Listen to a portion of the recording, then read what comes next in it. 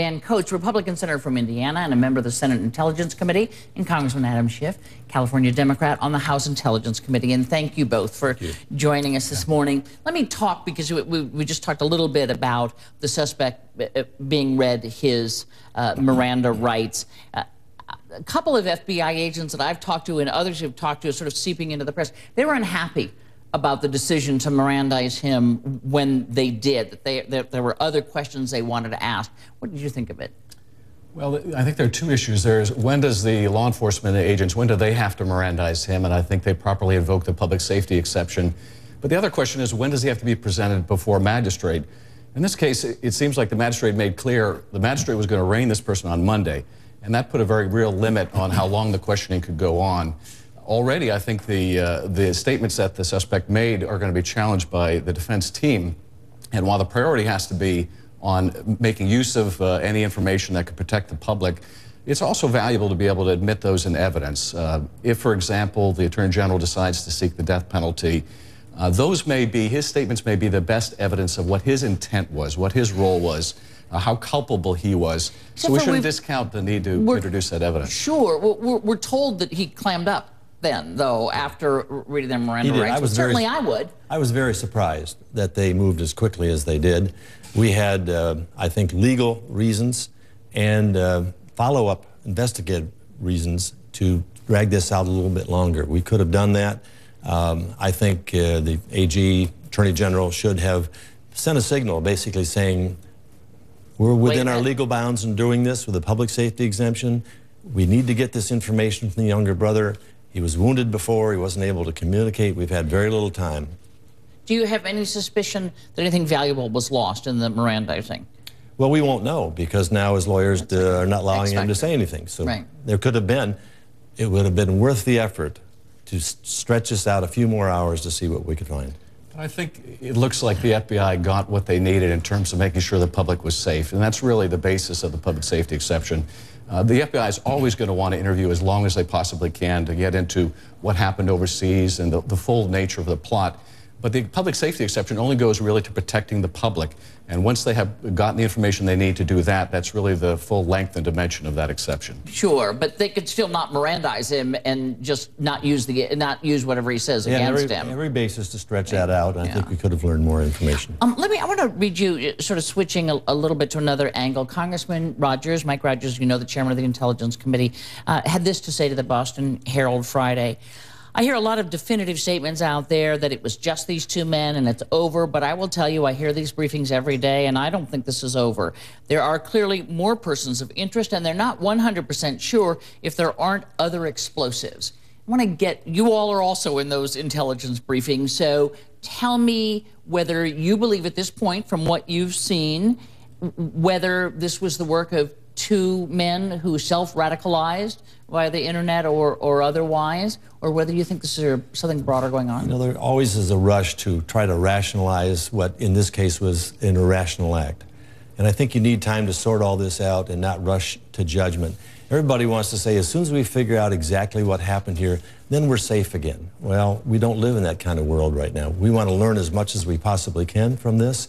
We want to make whatever changes are necessary to further strengthen our security protections for the American people. But we need time to really dig down through this, and there's still things that need to be understood. The trip to Russia, a whole number of things that have to be worked out. At this point, because certainly the investigators have led us to believe, both on background and otherwise, that this looks as though it was not attached to a major group. Is that your sense of what you're hearing? I think that that's probably true, but I would agree with Mike Rogers in this. We really don't know yet what happened during this 6-month trip to Dagestan. There are a lot of unanswered questions there. There may have been radicalizing influences in the United States. There may have been radicalizing influences overseas. It does look like a lot of the radicalization was self-radicalization online. But we don't know the full answers yet, and that's why this investigation is going to be thorough. It's going to chase down every lead. It will take as long as it takes. But I think Mike's right. We shouldn't leap to the conclusion that we know the full story yet. Let me ask you about the other sort of emerging story here, which is that somehow when we talked so much after 9/11 about connecting the dots, and then we got the Homeland Security Department, we got the Director of National Intelligence, and supposedly this was all fixed. Is anything you have heard over the past 2 weeks about who knew what, especially about the older brother, what Russia had said, whether it was picked up, and who knew he was leaving the country? It appears maybe nobody. Who knew he was coming back in? That appears to be nobody knew he was coming back in. Do you think that there was a failure to connect the dots, either between the CIA and the FBI, or between sort of federal law enforcement and local? Well, first of all, I think we have to acknowledge that we've come a long way since 9/11. The cooperation between the federal, the state, and the local in the immediate follow-up. Cooperation was great. Yes, the intel is, I think, where the question is. Well, I mean, intel is not 100% perfect. The Russians really did not give us specific information. They just said, kind of look out. We did an investigation on this. Now they've released some more information that may have that. One thing we have to do, though, is make sure that we simultaneously send any of these pings that happened when the older brother came back. That didn't get sent to the whole network. You know, somebody sitting somewhere could have said, you know, that name's familiar. I think we did a file on that. Let me check into that. So we want everybody to know in the whole community, the whole intel community. Right. You've got a guy in your city, et cetera, et cetera. I don't think that we've seen any of the stovepiping issues that predated 9/11. I think we have fixed a lot of those problems. What we may see here may be, in a way, a more striking conclusion, and that is that in a free and open society, even when you do everything right, you still may not be able to prevent a group of people willing to kill themselves using low-tech, relatively low-tech means.